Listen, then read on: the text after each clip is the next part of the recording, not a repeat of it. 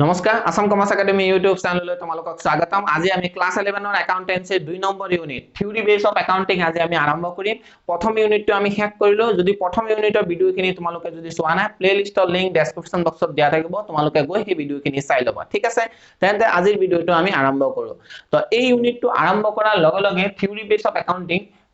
মানে ইউনিট 2 আৰম্ভ কৰাৰ লগে লগে প্ৰথমতে তোমালোকে সিলেবাসত চাবা যে একাউন্টিং প্ৰিন্সিপলস এন্ড ইটস নেচাৰ্স মানে ফিচাৰ্স হ'ব পাৰে বা ক্যাৰেক্টাৰিস্টিক্স হ'ব পাৰে। তো আমি আজি একাউন্টিং প্ৰিন্সিপলস আলোচনা কৰিম। একাউন্টিং প্ৰিন্সিপলস মানে কি হয় ডিফাইন কৰিম আৰু আমাৰ ক্যাৰেক্টাৰিস্টিক্স অফ একাউন্টিং প্ৰিন্সিপলস বা ফিচাৰ্স বা নেচাৰ্স অফ একাউন্টিং প্ৰিন্সিপলস, ঠিক আছে।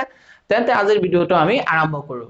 তো প্ৰথমতে আমি একাউন্টিং প্ৰিন্সিপলস। তো একাউন্টিং প্ৰিন্সিপলস মানে কি প্ৰথম ইউনিটত আমি একাউন্টিং প্ৰিন্সিপলস মানে কি ডাইৰেক্ট নবুজিলো হেতু ৰিলেটেড কনসেপ্টে একাউন্টিং প্ৰিন্সিপলত আমি পঢ়িব পাম, ঠিক আছে। তো কি কৈছে একাউন্টিং প্ৰিন্সিপলছত আমি আলোচনা কৰো। কৈছে কি accounting principles as those rules of conduct, কৈছে একাউন্টিং প্ৰিন্সিপলস as those প্ৰায় rules of conduct মানে কি হয় rules of conduct হল ৰুলসৰ এটা লিস্ট, মানে এটা লিস্টত বহুত কেইটা ৰুলস লিখা থাকে। তো হেতুকে একাউন্টিং প্ৰিন্সিপলস বুলি কৈছে এটা শব্দত। পিছত কি কৈছে or অথবা procedure which are adopted by the accountants, আৰু এনেকুৱা ধৰণৰ procedures মানে প্ৰণালী হয় যেটো which are adopt কৰিছে গ্ৰহণ কৰিছে by the accountants, মানে accountants মানে কি হিসাব ৰক্ষক, যোনে হিসাব ৰাখে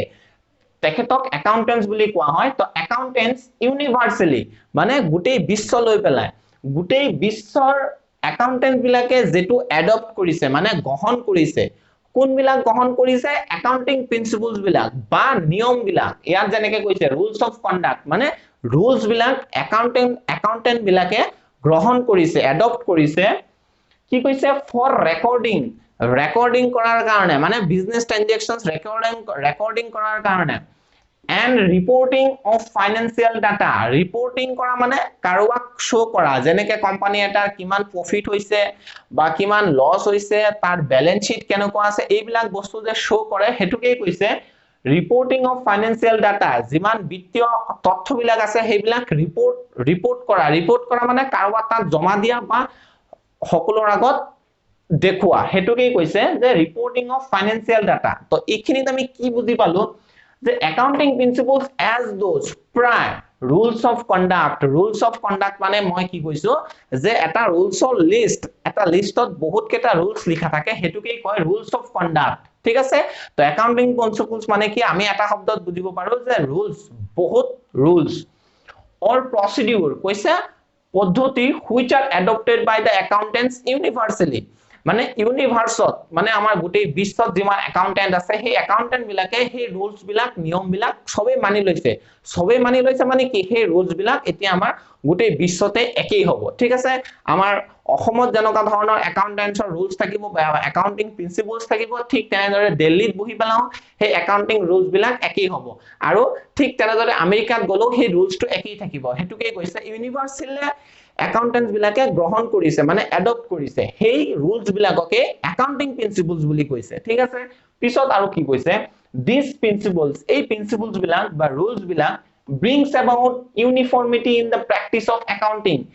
মানে একাউন্টিংৰ প্ৰেক্টিস কৰিবলৈ যাওতে ইউনিফৰ্মিটি আনে মানে সমান আনে। যেনেকৈ ইউনিফৰ্ম মানে কি সকলো সমান চকুৰে দেখা বা সকলোকে সমানভাৱে চোৱা, হেতুকেই কৈছে প্ৰেক্টিস অফ একাউন্টিং প্ৰেক্টিস কৰাৰ কাৰণে বা একাউন্টিংত মানে হিসাব ৰাখিবৰ কাৰণে হেতুকেই কৈছে প্ৰেক্টিস অফ একাউন্টিংত ইউনিফৰ্মিটি আনে এই ৰুলস বিলাকে।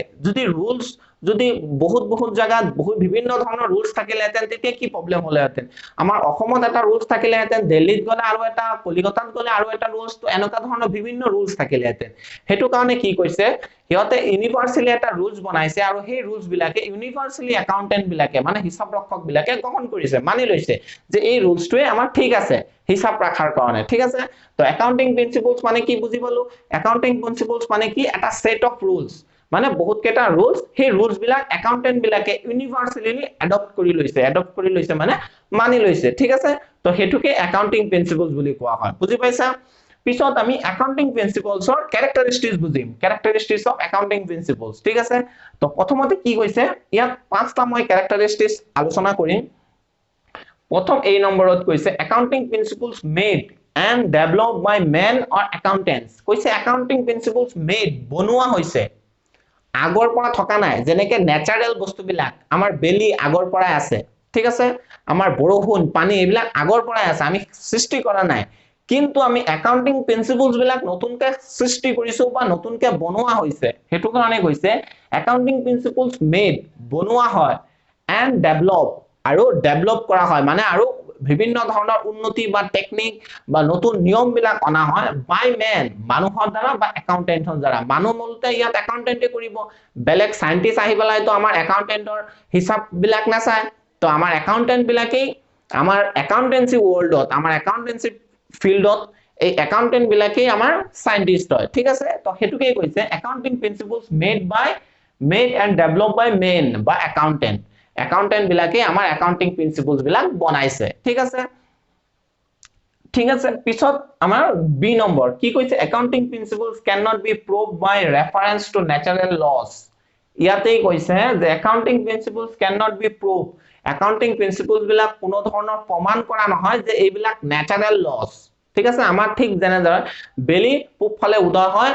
তো এটো সায়েন্সে প্ৰুভ কৰা নাই এটো ন্যাচাৰালি হৈ আছে এটো লগত মিলাই পেলাই বস্তুখিনি বহুতখিনি কাম আনুষঙ্গিক কৰিছে কিন্তু একাউন্টিং ৰুলছ বিলাক টোটালি আৰ্টিফিশিয়াল বনোৱা ঠিক আছে কোনো ন্যাচাৰাল লৰ লগত কোনো ধৰণৰ কানেক্টিভিটি নাই ঠিক আছে বুজিছা হেতুকেই কৈছে যে accounting principles can not be proved by reference to natural laws প্ৰকৃতিৰ নিয়মৰ লগত একাউন্টিং ৰুলছ বিলাক কোনো ধৰণৰ প্ৰুভ কৰা হোৱা নাই বা মিলোৱা হোৱা নাই কাৰণ ন্যাচাৰাল লস লগত আমাৰ একাউন্টিং প্ৰিন্সিপলছৰ কোনো কানেকশনই নাই হেতুকেই কৈছে বুজি পাইছা পিছত সি নম্বৰত free from personal bias of the accountants owners or manager ইয়াত কি কৈছে free from personal bias মানে কাৰো bias মানে পক্ষপাতিত্ব কৰা কাৰো সাইড নলোৱা যে আমাৰ কোনোবা এজন কাজিয়া লাগিলে কোনোবা এজন মানুহে কাৰোবাৰ সাইড লয় আৰু এজনে বেলেগ এজনৰ সাইড লয় ইয়াত কৈছে free from personal bias এই ৰুলছ বিলাক বনোৱাৰ পিছত মানে একাউন্টিং প্ৰিন্সিপলছ বিলাক কাৰো পক্ষপাতিত্ব নহয় একাউন্টিং প্ৰিন্সিপলছ বিলাক যেনেকে লিখা আছে ঠিক তেনেদৰে সকলোৰ মাজত সমানে ভগুৱা হয় আৰু সকলোকে সমানভাৱে দেখা হৈছে বা নিয়ম বিলাক সকলোকে ভগাই দিয়া হৈছে হেতুকে কৈছে free from personal bias of the accountants owners আৰু ম্যানেজাৰ এতিয়া হেতুকে কৈছে যে একাউন্টেন্টৰ সাইড যদি লৈ লয় যে না এনেকা ধৰণৰ ৰুলছ বনোৱা হৈছে একাউন্টেন্টে যদি ৰুল বনাইছে হেতু কোনোবা এজনৰ মালিকৰ পক্ষপাতিত্ব নলয় বা তেনেকা ধৰণৰ নহয় সকলোৰ কাৰণে সমান বনাই পেলাই হেতু দৃষ্টিভংগী ৰাখি পেলাই ৰুলছ বিলাক বনোৱা হৈছে বুজি পাইছা হেতুকে কৈছে free from personal bias D নম্বৰত কৈছে accounting principles are in the process of evolutions they are fast developing কি কৈছে accounting principles are in the process of evolutions accounting principles বিলাক প্ৰসেস অফ এভলিউশনস মানে নতুন নতুন বস্তু উদ্ভৱ হৈ থাকে হেতুকে কৈছে যে প্ৰসেস অফ এভলিউশনস মানে আমাৰ নতুন নতুন বস্তু আবিষ্কাৰ হোৱা they are fast developing এটো কি কৈছে যে ডেভেলপ কৰি আছে বস্তুবিলাক কোনোবা এজন জাগাত যদি কিবা এটা প্ৰবলেম আছে বিভিন্ন ধৰণৰ আমাৰ যেনেকে মোবাইল বিলাকৰ সফটওয়্যাৰ থাকে তো মাঝে মাঝে কি হৈ যায় এইবিলাক বস্তু আপডেট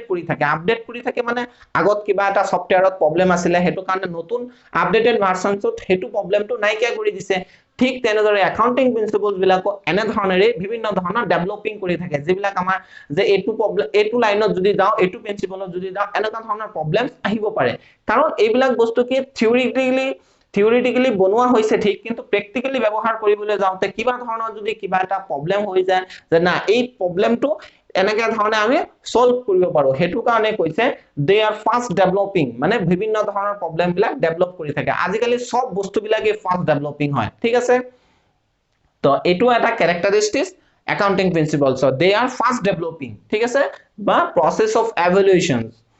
পিছত 5 নম্বৰ মানে ই নম্বৰত কি কৈছে accounting principles are developed for common uses to ensure uniformity and understandability কৈছে একাউন্টিং প্ৰিন্সিপলছ বিলাক এনেকা ধৰণৰ বনোৱা হৈছে যেটো কৈছে কমন ইউজেছ অফ এনশিওৰ ইউনিফৰ্মিটি মানে সকলোৰ কাৰণে যাতে সমান হয় একদম কমন বস্তু বিলাক যাতে ইউনিফৰ্মিটি থাকে, সমানে থাকে, এণ্ড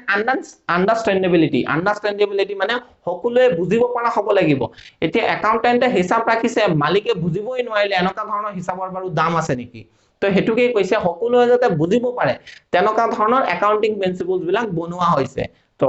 কি কৈছে একাউণ্টিং প্ৰিন্সিপলছ ডেভেলপ ফৰ মানে উন্নতি কৰা হৈছে ফৰ কমন ইউজেছ। কমন মানে আমাৰ সদায় দৈনন্দিন ব্যৱহাৰত কিবা এটা কাগজ ললো, হিচাপ আমাৰ বস্তুটো চাব ললো, ইমান মেৰপাক হৈ আছে সেই বস্তুবিলাক আমি বুজিবই নোৱাৰিলো, এনেকুৱা ধৰণৰ হিচাপ ৰখাটো কোনো দৰকাৰী নাই। তো হেতু কাৰণে কৈছে কমন ইউজেছ মানে কিবা এটা বস্তু চালো যে মোৰ ইমানখিনি প্ৰফিট হৈছে, ইমানখিনি লছ হৈছে, বেলেন্স শ্বীটত ইমান সম্পত্তি আছে, ইমান লাইবিলিটি আছে, এই বস্তুবিলাক আমি যাতে সহজতে বুজিব পাৰো, হেতু কাৰণে কৈছে কমন ইউজেছ আমি সদায় যাতে ব্যৱহাৰ কৰিব পাৰো টু এনশ্যোৰ ইউনিফৰ্মিটি, সকলোৰ কাৰণে সমান হ'ব লাগিব। ইয়াত অসমত আমাৰ বেলেগ এটা বেলেন্স শ্বীট ওলাইছে, আকৌ সেইটো হিচাপতে যদি আমি ডিলিট কৰো বেলেগ এটা বেলেন্স শ্বীট ওলাইছে বা বেলেগ এটা লাভ নেট প্ৰফিট ওলাইছে, এনেকুৱা ধৰণৰ হোৱা নাই, সকলোতে সমান হ'ব লাগিব, হেতু কাৰণে কৈছে ইউনিফৰ্মিটি। আৰু হেতু কাৰণে কৈছে আমাৰ এইটো গোটেই বিশ্বৰ একাউন্টেন্ট বিলাকে একাউন্টিং প্ৰিন্সিপলছ বিলাক মানি লৈছে। আৰু কৈছে আণ্ডাৰষ্টেণ্ডেবিলিটি, হেতুকে কৈছো মই কিবা এটা কাগজ ললো, বেলেন্স শ্বীটটো ললো বা আমাৰ